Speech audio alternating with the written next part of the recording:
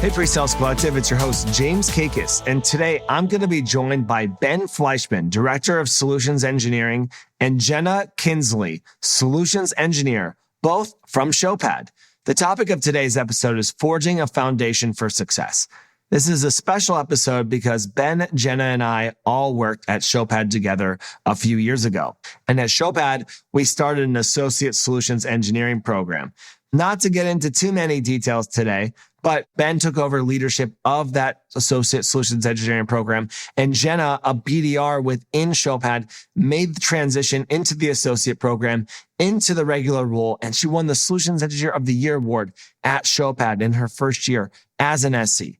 So we are going to discuss Ben's journey. We're going to discuss Jenna's journey. We're going to talk about the Showpad Associate Program, some of the pillars that made it successful.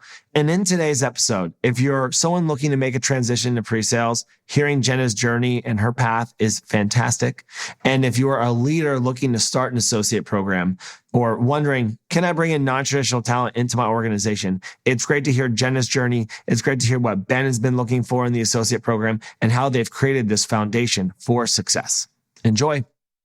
Today's episode is sponsored by Avneo. Feeling a little overwhelmed in your bid management? Thinking there must be a better and more efficient way to manage RFPs, RFIs, and security questionnaires? Look no further than Avneo RFX, a Salesforce native, fully automated RFX solution designed to help you win more of the right business. To learn more, head over to avneo.com or search Avneo in the Salesforce App Exchange. Jenna and Ben, welcome to the PreSales Podcast. Jenna, how are you today? I am good. How are you? I am great. Ben, how are you? I'm doing great.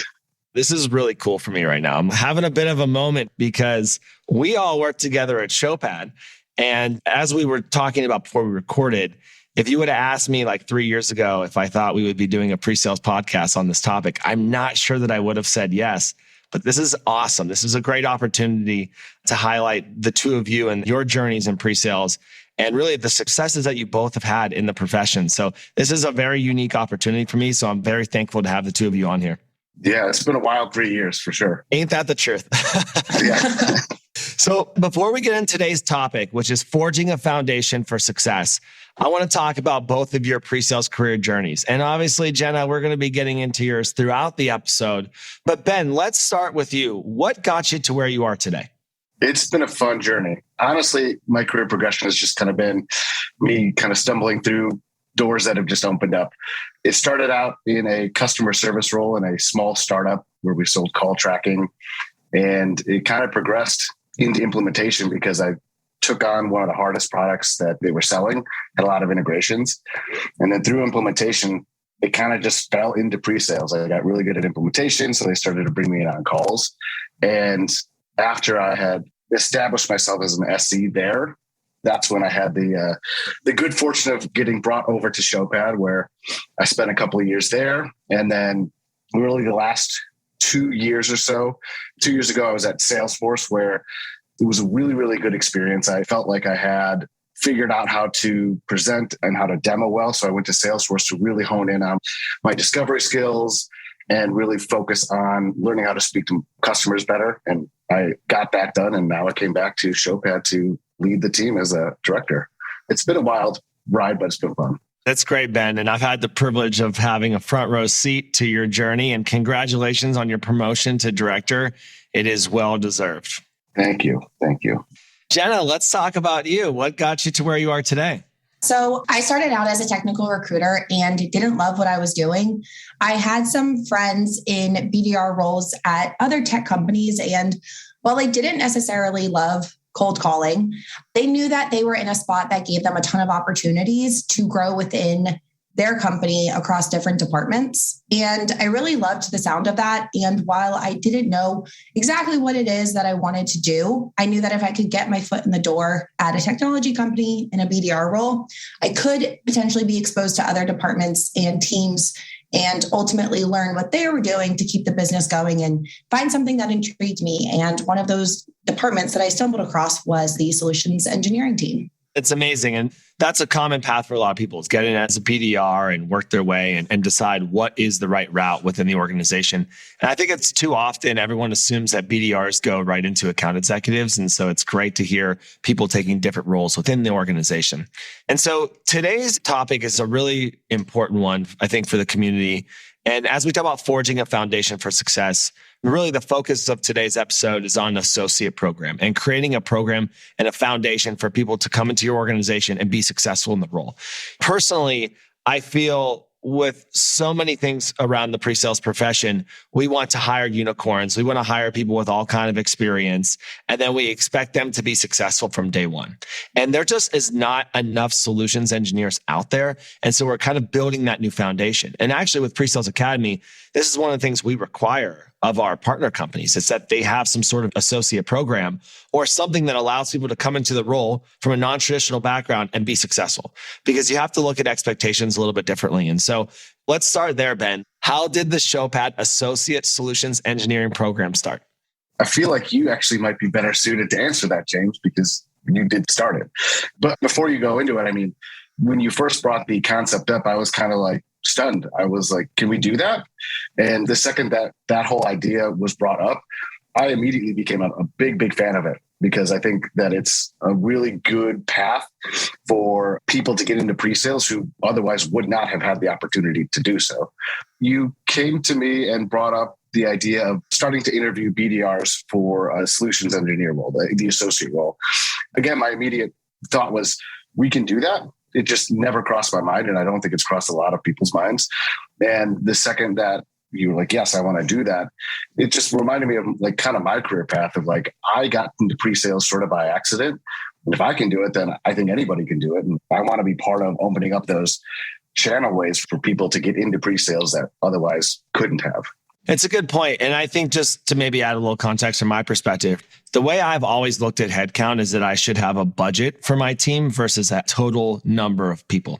At the time, we needed to hire quickly. And I thought that we were selling a MarTech product that was a little bit newer to the space. People still weren't aware of it.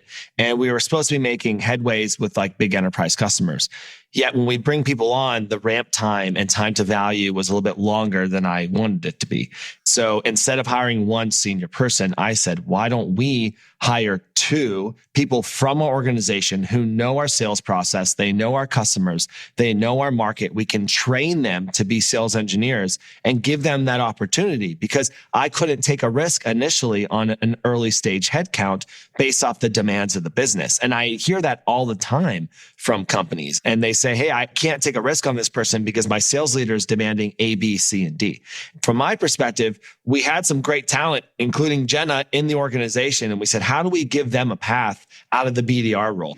The hardest thing that most companies face is they run out of space for their employees to grow. And so people leave to go to other companies. So how do you keep good talent within your company? And so I thought the Solutions Engineering Associate Program would be a great stepping stone to give people that opportunity. And, transparently, Ben, I wanted to give you some leadership opportunity as well to allow you to, in a pseudo management role, take people on and take this organization on and build them and build their foundation while we are making an impact on the business. It was a really cool idea to see brought to life from you. And it's something that I tried to keep pushing internally within Showpad. Let's talk Jenna's perspective in the situation. So Jenna, what was it that made you interested in becoming a solutions engineer and joining the team? After watching my account executive that I supported as a BDR stress about hitting quota, I learned pretty quickly that I would not do well in that position.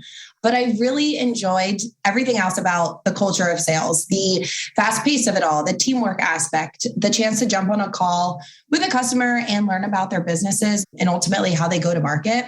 So I started to explore opportunities outside the AE route that were still customer facing and found marketing, professional services, customer success, and solution engineering. Between my experience with marketing internships throughout college and my lack of technical knowledge, I was able to kind of narrow out or slide out the first two. And so ultimately it was down to customer success and solution engineering. I didn't really know what the SEs at Showpad did. They were just kind of this group of people who were added into opportunities after my AE and I completed our discovery calls. But outside of that, it was very mysterious. James, you were leading the solutions engineers at Showpad at that time and came to talk to my BDR team one day about developing in-house talent to join the SE team as an associate solutions engineer. And I was immediately interested. I knew this may be my only chance to get into this field because I had very limited technical knowledge. And at that point, I thought that solutions engineers had to have some sort of technical expertise or background. So I had reached out to you after the team meeting, met with you for an informational interview, and really just asked about what does your team do? What is the day in the life of a solutions engineer, and ultimately what you like about their role. At your suggestion, I reached out to other solutions engineers on the team like Ben and Paul Anderson and asked them the same questions, and their answers were all pretty much the same. In this role, you guys get to learn about the business, how a customer goes to market, problem solve on how our software can solve for their use cases, and ultimately act like an advisor or consultant to the customer in demonstrations. So I knew pretty quickly that this was the path that I wanted to go down. Amazing, Jenna. I actually have goosebumps. It's so awesome to hear. And one of the things that I used to do at the time was give people homework to see how serious they were. So I gave you some homework to go and talk to other people and go check out the product. And I remember you being super hungry, being like, who do I talk to? How do I learn? And at the time, our BDRs had to stay in role for a certain amount of time. They were required to. I always appreciated that you put your time and energy into learning what the role was while you're in the BDR role so that once an opportunity opened with the associate program, you are ready to go. I always appreciated that aspect of things. Let's talk about your experience within the program. Your BDR, you get hired into the associate SE program. What was that like? Oh my God, it was awesome. It still is awesome. The whole SE team at Showpad, both in the US and our EMEA team, was and continues to be nothing but helpful. They're always willing to answer a Slack that I have or hop on a call and walk through a scenario with me. And additionally, if I don't feel comfortable heading into a demo, someone is always available to shadow me for backup and then sync with me afterwards to give me feedback. And Ben was often that person jumping on demos and shadowing me and just walking through a bunch of scenarios, making sure I felt comfortable with questions about the product, about what we can do, what we can't do, and integrations. That support system and that kind of safety shield is what I think is so important about associate program. You're learning, you're trying to figure it out. You haven't had the reps, you haven't had the experience doing it. And so having someone like Ben and other SEs on the team there to support you, to give you that confidence is critical to an associate program. And it sounds like it's really made an impact for you. So Ben, I'm curious, what are some of the building blocks of the associate program? Because not to get into it too much, but you've hired a couple of people into this role since Jenna and team have come on board. Yeah, and I promise we haven't all talked about this stuff earlier because one of the strong building blocks is you need a strong team culture. The team culture was so important to this program for a lot of the reasons that Jenna mentioned. Like as a leader and as the leaders, you can't be on every single call. So we need a strong team culture to help do mock demos, to jump on calls, to even just talk through opportunity strategy. So the team culture is first and foremost, like one of the biggest building blocks you'll need. The second one is know what type of traits you're looking for in an associate. On paper, everyone looks at resume and they look at experience and technical skills, but the associate role to me isn't necessarily focused on that. It's more about the traits I'm looking for, which is honesty and curiosity. From an honesty perspective, it is imperative that during onboarding and as you ramp, like if something is not making sense, you have to speak up. We cannot help you if you don't speak up. And one of the really cool side effects to bringing on associates is the things that don't make sense to an associate during onboarding are oftentimes the things that are being missed by your customers. So it's brought on this whole new way of looking at the way we pitch to our customers.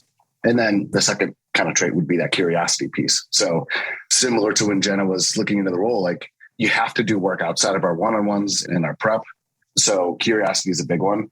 The last building block is know your timelines. So know when an associate is ready to move to an SE, like make sure that you have a timeline of how long they need to be in the role, what they need to do to move into the regular SE role, because those are conversations that start to happen quick. That's great perspective, Ben. I love those building blocks. When we talk about promotions, not only did you get a promotion, but Jenna's been promoted as well from the associate program. So what did Jenna do that made her stand out? How did she earn that promotion in an acceptable timeline for both her, you as a leader, and the company? So one last piece on the timelines is know your timeline as a leader and then know your company's timeline, because we found out pretty early on that my timeline was very different than the company's. We had timelines that we had to meet for somebody to stay in the role. Anyways, what did Jenna do to stand out and earn her promotion? I mean, what didn't she do? She does all the things that an SE should be doing. She listens to every single discovery call. She scripts her demos. She practices her demos. She took courses. She took Toastmasters to get better at speaking. She consistently asks for feedback. And I think the number one thing for her was her persistence and perseverance in everything that happened the last 2 years. So with COVID happening, that kind of slowed everything down with the transition to SE role. And she kept with it and kept meeting with the SE team. And I can't say enough about how awesome she's done. And early on, we knew that she needed to be moved out of the associate role to an SE role. Jenna, so from your perspective, what was it that allowed you to be successful in the associate program? What were you doing to really make sure that you were prepared for that promotion? So that's a funny question, because I felt like coming into this role being the only associate solutions engineer on the team, I had a lot of catching up to do. And a lot of it was just kind of drinking out of a water hose for the first few months. And our team is so talented. They're so knowledgeable. They know so much more stuff than I did and still that I do. And I felt like I need to learn everything as quickly as I can to catch up to, how good these guys are. So a lot of it was just kind of almost out of insecurity. Like, I don't belong on this team. So I'm going to try to use every resource that I have available to me to hopefully at some point get up onto their level. I really appreciate that answer. That hunger and that willingness to succeed is really important. So not only did you do that, but you got into the role. You've been doing an amazing job in the role. And then you just won an award for Solutions Engineer of the Year. Is that correct? Yes, it is. Congratulations. That's amazing to hear. And your success is fantastic to see, from the BDR all the way to where you are now. I know that Ben and I had no doubt that you would be successful in this role. So what is it that happened in the associate program that gave you that success and that foundation that allowed you to excel in the role? And how have you taken that mindset from trying to keep up and trying to really establish yourself to continue to set the tone for the entire organization? It was definitely surreal. I still don't think I deserved that award. Again, there are so many talented other SEs on our team who deserved it more than me, but I am very appreciative to have received it. I really think that a lot of it has to come down to, in terms of why I received that award, has to come down to Ben and Paul, and again, just the entire support of my team, but also the account executives that I worked with that gave me the chance to be tied to all of that revenue that they closed. I supported and still support the growth account executive team at Showpad, and a lot of them are BDRs or former BDRs from Showpad like me. So already had that rapport with them, but also we both want to make each other look good. So kind of doing whatever I can to make their lives easier, because again, the role of an AE is not easy and very stress inducing. So anything I can do to help them, I was happy to.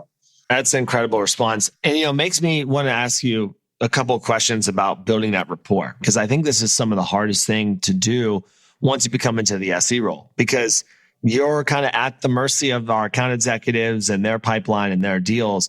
Being a BDR before, did it help you build relationships with these account executives? Yes, absolutely. And what were some ways that once you were actually supporting them, that you continued to build rapport, build that strong relationship with them, allowed you to be in a position while you're still learning, but being able to make an impact? So I think a lot of it is just trying to be the best teammate that I can be. So when I hop on prep calls for, demo strategy and to figure out the flow, I don't want them to have to repeat everything that they just learned in that discovery call. I want to show up prepared and knowing what the tech stack is, what the pain points are, what the statement of needs are for them. So we can have a really useful prep or productive prep, I guess is the word I'm looking for. And they don't have to feel like, oh, like this is just someone that I need to catch up on the opportunity. And, I'm not doing my homework. Sound like you're becoming a true co-pilot in the sales process versus being treated like sales support. And that's really important. Ben, I have to ask, seeing Jenna's success from the associate program into the role, as you've hired more associates, can you explain more about what you've done since, how many associates you've hired, and have you made tweaks to your program, seeing what Jenna has done and making sure that that is repeatable throughout the organization? Yeah, so we've hired another associate SE. This one was an external hire too. So this one was definitely different than the internal BDR, but it's been really, really good. It's been somebody who didn't have technical experience, but they had sales experience. And going back to those traits of honesty, curiosity, and they put in the work in the interview process, and it was just kind of a no-brainer. And they've onboarded exponentially faster than almost any other SE. So yeah, we've hired the one external associate SE. We're continuing to have conversations internally with the BDR team about a shift into an SE role as well. So we're kind of looking at it from both ways of internally, I'd love to get more BDRs onto our team. And then externally, I never want to just look at somebody's resume and say they're not a fit. Like I want to at least give them a chance and talk to them and see if they have those traits that we're looking for the associate role. As far as how we've kind of evolved the onboarding process, it's helped us at certain one-off learning sessions. So we do our typical mock demos, your typical mock preps. But now after having onboarded 2 associate SEs, there are smaller things that I realized were missing, such as how do you get comfortable prepping for a demo? Like what are the assumptions that you can go on making as an SE? There's things that we're doing like solutioning one-off questions. You're going to hear this from a customer. Give me a yes or no, and then justify your answer. So there's a lot of one-off kind of exercises we've built into our onboarding program moving forward because of the associates. The important question is, does Demorama still exist? Of course. That's music to my ears. All right, Ben. So I want some closing advice from the two of you, and we'll take different perspectives here. So Ben, there are a lot of leaders out there that want to start an associate program, but they're not really sure where to start or what are the building blocks and foundation that they need to make it successful. So what advice do you have for those people that are looking to start an associate program? I would say the 3 big things are make sure you have a strong team culture before you start this up. Because again, like we work as a community here. We're all going to be helping associate SEs and new SEs on board. So make sure that the team culture is in place. Know your timelines. So make sure you know when it's time for an associate SE to get promoted into the solutions engineering role.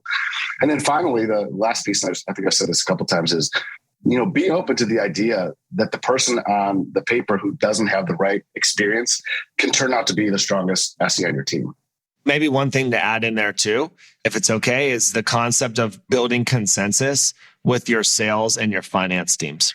If I take a step back into like where we started with the associate program, I kind of fought a lot of battles to change that headcount perspective to be like, hey, let's hire 2 people instead of one very experienced person, and getting sales buy-in to commit to that, knowing that there was going to be more velocity and more bandwidth opening for my team. And I think that's a really important part of getting this program off the ground as well. So appreciate that perspective. Definitely just want to add at that point. Absolutely. So Jenna, we talked about this with PreSales Academy. You've talked about this with Maddie. But for those who want to transition into a pre-sales role, what should they do, especially for those who want to transition to a sales engineering role within their organization? How should they go about that? So I would say, first off, talk to anyone and everyone you can about your goal to get into pre-sales. Find internal champions and develop good relationships with them. This is probably the most important. Do your current job and do it well. If you're showing your own leadership that you can excel in your current job, they're more likely to want to help you get into your next role at that company.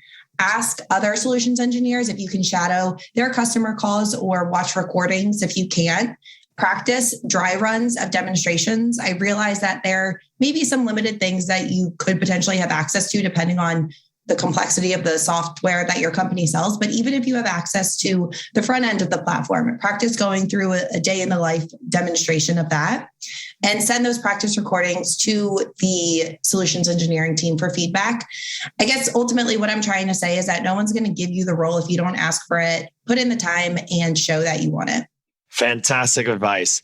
Ben, Jenna, it's been a privilege to have the two of you on the podcast. Love to see both of your personal and professional growth over the last couple of years. Keep up the great work and see you around the community. Thank you. Thank you. All right, PreSales Collective, I hope you enjoyed today's episode as much as I did. As mentioned, this was just a special episode for me because Jenna was one of the first people to raise their hand from our BDR team at Showpad to say, hey, I'm interested in this associate program. And I hired Ben as an SC at Showpad and have had a front row seat to his career journey. And it's rewarding to see the impact of a program like this years later. When you talk about Jenna and Jenna's career, she knew she wanted to work in tech, so she got into a BDR role and worked super hard and learned what other roles exist within an organization. And she raised her hand and she went the extra mile in making her intentions known on what she wanted to do with her career. And as Ben mentioned, if we continue to look on paper at people to say, oh, they are a fit or they aren't a fit, it's not a good indicator. Jenna put in the time. She put in the energy. She showed that she had what it takes to be a successful sales engineer. And she got into that associate program and she worked super hard to be successful and ultimately was promoted into a regular SC role and won that award. And when you look at Ben, in terms of Ben's leadership, he said there are 3 very important components to an associate program. And number 1 was team culture. If you don't have a culture of support, you're not setting people up for success. You have to support these folks. You have to support these individuals more so than you would support somebody who's 5, 10, 15 years into the role. And you have to look for the traits of the associate. I love that Ben talked about honesty and curiosity. Honesty to be able to raise their hand to say, I don't know, or I need help. That is a huge part of an associate program and somebody learning the role. Not having an ego saying, I know how to do this, but hey, I need help. How could I be better? And knowing the timelines, not just the associate's timeline, but the leadership's timeline and the organization's timeline to make sure we're setting people up for success. I really enjoyed today's episode. Again, just hearing the nuggets and hearing the tidbits. And fast forward to today and my perspective on the PreSales Collective. If you haven't noticed yet, there's a constant theme. We believe that there's so many people that can be a great fit for this role if they're only given the chance. But my perspective is that most organizations do not have a foundation for an associate program. And it's no fault of any solutions engineering leader themselves. You have to have intention. You have to get buy-in from sales, from finance, from the ops team. And then not only do you get buy-in, but you have to create an onboarding and process that allows these people to excel. And that is the most important aspect, because if you bring somebody into this profession and you don't set them up for success, they're going to leave. We as a profession will still be in the same place. So setting up a foundation to make these programs successful is absolutely critical. We continue to talk about this topic in the PreSales Leadership Collective. We'll continue to put more content out there. So if you're interested in starting an associate program, if you're interested in learning more about what successful associate programs look like, just reach out to me on Slack. I'm happy to start a conversation between folks who've been there and done that. All right, PreSales Collective, as always, I will see you next week.